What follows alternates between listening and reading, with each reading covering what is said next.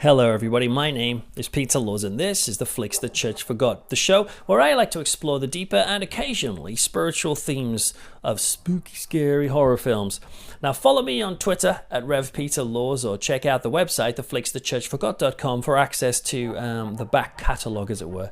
Or read my horror column in the magazine The Fortean Times, which this month incidentally includes a piece by me exploring a recent conference I attended, an academic conference on witchcraft. Really, if you read that, you'll find it's a positively spellbinding read. Anyway, speaking of witches, let's take a look at a horror film that's coming to DVD in the UK this month. It's a stylish, bizarre, and sometimes unintentionally hilarious film called Mark of the Witch.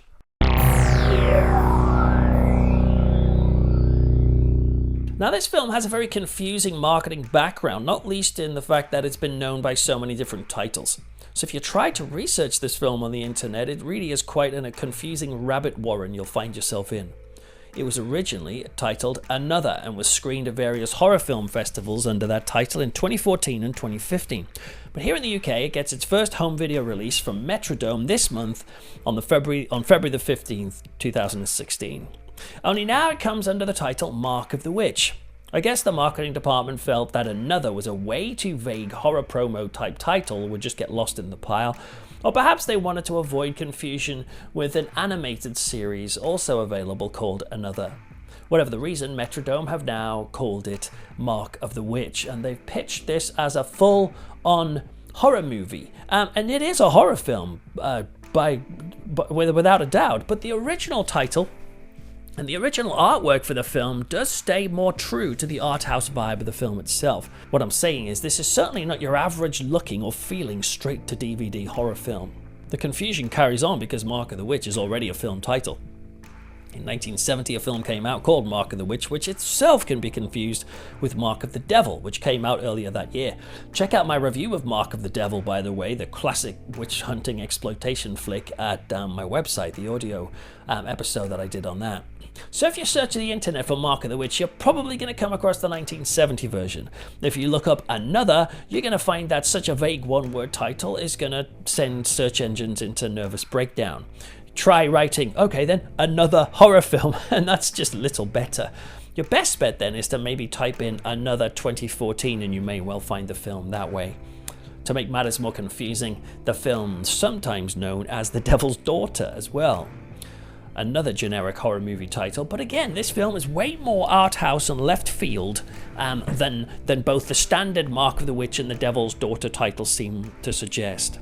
So after wading through all of that sort of marketing shenanigans, let's stick with the new DVD release title for the sake of argument, and we will dive straight into the film itself. Here we go with Mark of the Witch.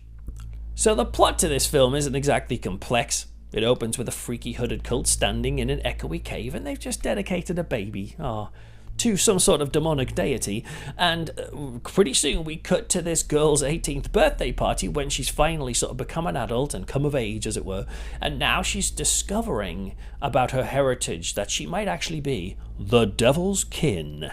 I'm not giving too much away here, by the way, that's all sort of written on the back of the box. Now, if you're thinking that plot device bears a resemblance to The Omen, then full marks, of course.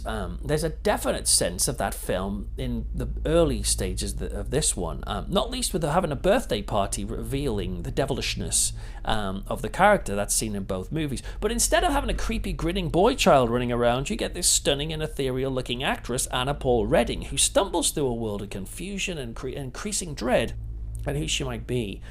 And so it's on this very slight framework that director Jason Bognacki starts to build his story. And this is where Mark of the Witch takes a very clear diversion away from films like The Omen. You see, The Omen fires straight into a story-driven theological discussion of the Bible and the Antichrist within a context of a tightly plotted political thriller. Mark of the Witch has no intention on rushing down the strict plot path. Instead, this is an extended exercise in visual style. The Omen played out like a high-octane thriller. Mark of the Witch, by contrast, feels more like an 80-minute dream sequence. So to say that the film is more style over substance is true, but that's only a negative if you're on into style. If you do find art and imagery a powerful way of connecting with fear, then I think you'll find much to love here. We see Jordan wandering around wide-eyed, seeing relentless sights of strange things and disturbing images, including moments that are so surreal and haunting. It's like when you're watching it, you're having some sort of fever dream.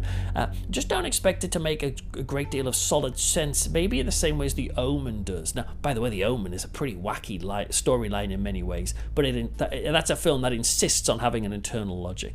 Mark of the Witch isn't so constricted in that way. It's not a surprise then to find that the film is being likened to the style of Dario Argento, particularly with his work with the film Suspiria. Argento is a director who will crank up style over logical substance with an almost cavalier sense of Italian abandon. It's like, hey, whatever. However, despite some strong reviews and a string of awards, Suspiria this ain't. You see, Suspiria, which is my personal favourite of the Argento films, keeps its sense of stylized fear constant throughout. It's beautiful and it's intense, but crucially, it's quite scary. But importantly, you never find yourself laughing out loud at Suspiria. Mark of the Witch, however, is certainly intense and stylized and at times really quite beautiful, but it adds one element that Suspiria doesn't. At times, you snort into your fist, laughing.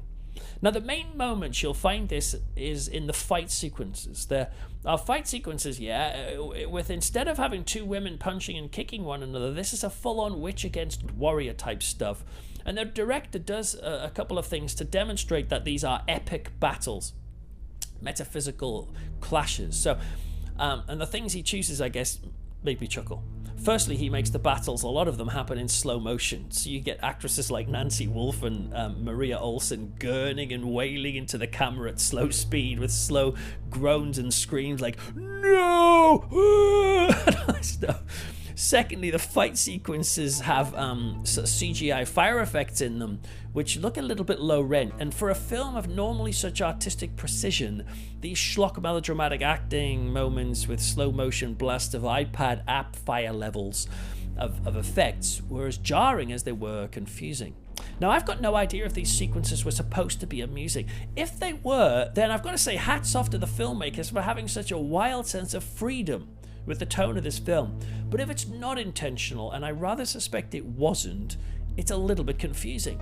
Because really, the other parts of the film feel very accomplished and unnerving, with photography that is well deserving of its awards. The way the film opens, for example, feels pretty special. It's got this like Stanley Kubrick vibe of a rocky landscape being shot with like locked into the tripod sturdiness. You half expect a gorilla to come bounding over and throw a bone in the sky. But as the film starts to progress, you start to get the Dario Argento flavour coming through. There's lots of slow zooms, including a slow zoom on a crow, which felt the most Argento moment in the whole film to me. Plus, there's plenty of colourful lighting and moving in and out of focus. And Bochnacki does something that Argento does in Suspiria, which I really liked, which is to do with the witches' voices. I always found the voices of Suspiria witches terrifying, and I've spoke about this before in this podcast, this show. Particularly the moment at the end when the corpse of the girl that's been killed from falling into a room of razor wire, remember that? Charming. She comes out of a closet holding a knife while the witch is calling out to Susie Bannion something like, "Death comes now!" And the voice feels so over the top and scary, like an old woman putting on a frightening voice for a kid. It's like the result is really horrible. And I don't know if it's a result of the English dubbing or what, but it scared me then and it scares me now. To quote the first line of Legend of Boggy Creek, I felt like Bochnacki did something similar here in Mark of the Witch, in that sometimes when you hear a witch's voice, it's got that "I'm trying to be scary" voice, which actually ends up being quite scary in a way. So I thought that stuff was cool, the melodrama of that bit, those stuff. Plus the director employs some effects which I really liked. For example, Jordan might be talking to another character and the images of the person seem to shudder and tremble. It's like a camera effect. It's not them doing it physically, as if their whole view of the world is unstable, or her view is. Also, we see TVs in this world struggling for signal, like she's living in an analog world rather than a digital one. I like these little touches, and I think it adds to the sense of paranoia that maybe this woman is just insane and imagining all of the occult drama around her. So the film, Mark of the Witch, certainly has its creepy moments and images that will get under your skin. I guess you just have to prepare yourself for occasional breaks of chuckling whenever basically Nancy Wolfe comes on screen and starts shooting fire out of her hands in slow motion. That sort of stuff. She was famous, by the way. She was in the TV movie Helter Skelter. Bit of trivia there. Speaking thematically, what's interesting about Mark of the Witch is how keen it is to explore the concept of spiritual warfare. Walk in certain Christian circles and you'll find some believers who love to talk in these terms, that really life is about a massive battle between good and evil going on in the heavenly realms, as they say, and that the prayers of the faithful will help fuel and succeed these extreme sort of spiritual conflicts. And this idea of spiritual warfare was at the heart of what might be called the most popular Christian horror series of books, which is a series of novels from Frank Peretti called Piercing the Darkness and This Present Darkness. I reckon Mark of the Witch has that vibe of spiritual battle, with Nancy Wolfe as Jordan's aunt and sitting in her nightie doing spiritual butt kicking with Maria Olsen, which is fine, but like I said, they up the drama of it all so that the battles are presented more like a sort of slow-mo kung fu witchcraft battle.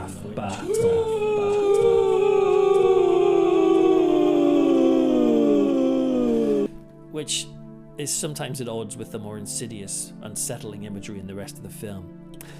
So, the film's all about visuals, and so therefore a key component is the people that you look at a lot, and particularly Anna Paul Redding, who's the lead actress, who obviously gets a lot of screen time since she's the main actress in it. Now, I've read a few reviews who said her acting isn't that good in this. I thought she did fine. She looks good at being terrified and maladjusted, but what is really key about her is how striking she looks visually. Now, I wouldn't want to for a second boil down a female actress just to her looks. In the same way, I wouldn't do that for a male actress either. But for a film that is so passionate about imagery, her face and eyes are a really important part of the mission statement and the vibe of this movie. Sadly, whenever someone has striking eyes and black hair like a woman, they tend to get lumped in with looking like Audrey Hepburn, as if there was only one woman in history who was allowed to have dark hair, dark eyes and elfin-like features. But Redding is absolutely her own image, and she feels as much a part of the artist's palette here as the lighting and the slow zooms. And her piercing stare, which speaks both of loneliness and fear, and then the growing potential of evil, I think is a vital element to the visual language of the film. And she just looks amazing and striking on the posters as well. I think she's a real asset. So having said all that, is the film worth checking out? Well, yes and no. If you think you want a film that's plot-driven and easy to understand and fairly conventional, you may want to move along, because you might just get frustrated. But if you like the thought of being thrown into an Argento-esque parade of sumptuous visuals, then it just might be worth your while. Since the film is more the latter, I can't help but think it may have worked better marketing-wise if they'd stuck to the original title, Another, and kept the art house vibe. It might be slightly pretentious, I guess, but it would have let viewers know what they were letting themselves in for. However, having said that, movie making is a business and companies want to shift units, so I have absolutely no doubt that the current artwork and the title will probably, technically speaking, get the film into more people's hands. The only problem is with that is that casual horror viewers who grab this from the supermarket shelf might be expecting a straightforward scare fest, and so may end up baffled at what is basically, this isn't like another Conjuring or whatever, like a common and popular type film. This is a visual tone poem, and they might be unhappy with that. While those who would have appreciated this arty approach all along might skip over this title altogether because they'll assume it's just another straight-to-DVD low-rent shocker. And I guess my fear for the film is that it ends up falling somewhere in between. Despite my reservations about certain elements of the film, I do think the visual style of this film is impressive, and it deserves to find an audience who would appreciate that. I did appreciate that, I think, when I was watching it, even though I had some misgivings about some of the tonal shifts in the film. By the way, the film's really influenced by a few others like Drag Me to Hell and The Omen and Rosemary's Baby a little bit. And again, though, I think Argento's Suspiria and maybe also his film Inferno, which I also reviewed in an old audio episode, is definitely felt here. For me, though, all of those films I've just mentioned are superior to Mark of the Witch. But if you're wanting a change of pace in your horror and you'd like an experience of taking LSD without the risk of chemical confusion afterwards, you may well find, actually, that Mark of the Witch might just leave its mark on you after all. Oh, and there's a post-credit sequence, by the way, before I forget, which is worth sticking around for. It's not like it opens up the logic of the film much more, but you paid your money, you might as well see every minute. Well, look, that's it for the Flicks the Church Forgot. Thanks for listening. Please do share and subscribe my YouTube channel, and also follow me on Twitter at Rev Peter Laws, at flicksthechurchforgot.com, etc., etc. And could you try it, if you're up for it, spreading the word and try and get more and more people to get on board, because that would be cool. And again, you can read my horror column in the Fortune Times magazine. But until next time, don't forget the Flicks the Church Forgot.